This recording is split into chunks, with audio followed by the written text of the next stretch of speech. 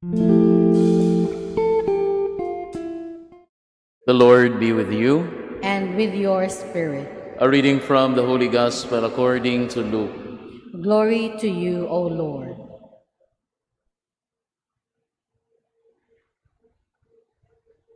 At that time, so many people were crowding together that they were trampling one another underfoot. Jesus began to speak first to his disciples. Beware of the leaven, that is, the hypocrisy of the Pharisees. There is nothing concealed that will not be revealed, nor secret that will not be known.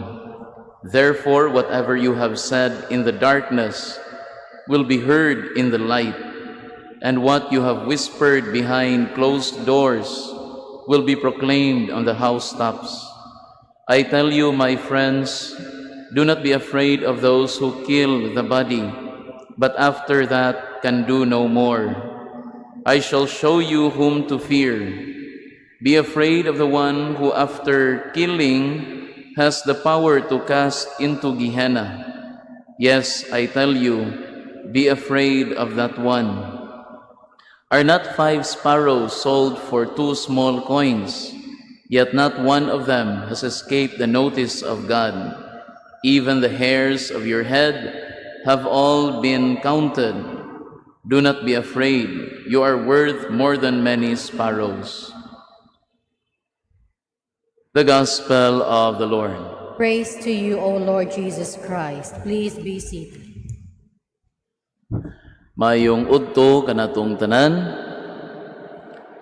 Today, Jesus condemns the Pharisees and the teachers of the law for their hypocrisy.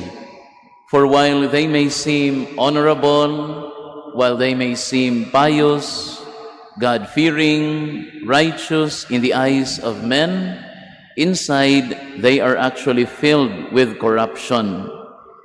And as the Gospel tells us, they pay tithes of mint and of rue and of every garden herb.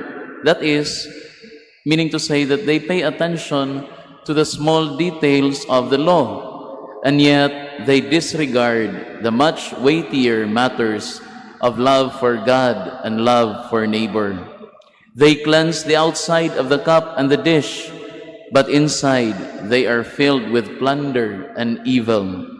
They fail to give alms to those who are in need. Now, in today's Gospel, Jesus says, beware of the leaven, that is, the hypocrisy of the Pharisees. Brothers and sisters, we know what a leaven does to a dough. No? Kaning gitawag na to og yeast.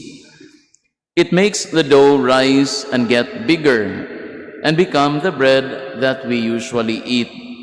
Now, in the context of what Jesus is saying, the hypocrisy of the Pharisees, or hypocrisy in general, can be compared to a leaven or a yeast, in the sense that while its presence in people is not obvious, its effect is definitely powerful.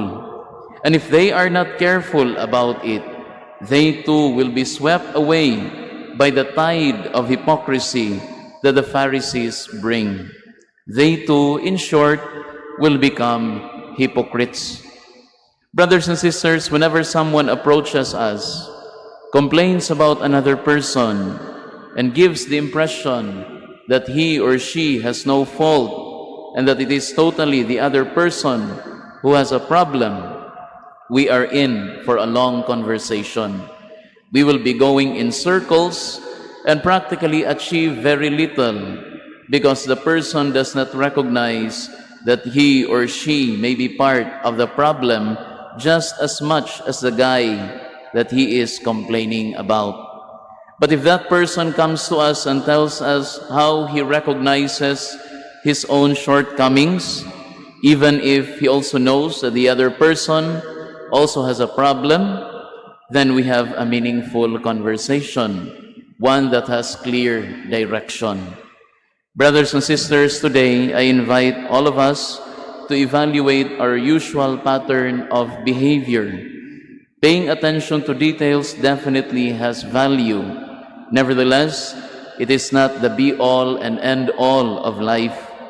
For as Jesus consistently affirms, love of God and neighbor, considered as two sides of the same reality, trumps all other consideration.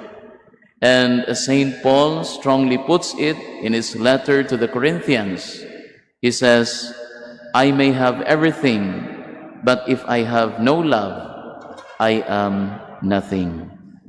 Amen.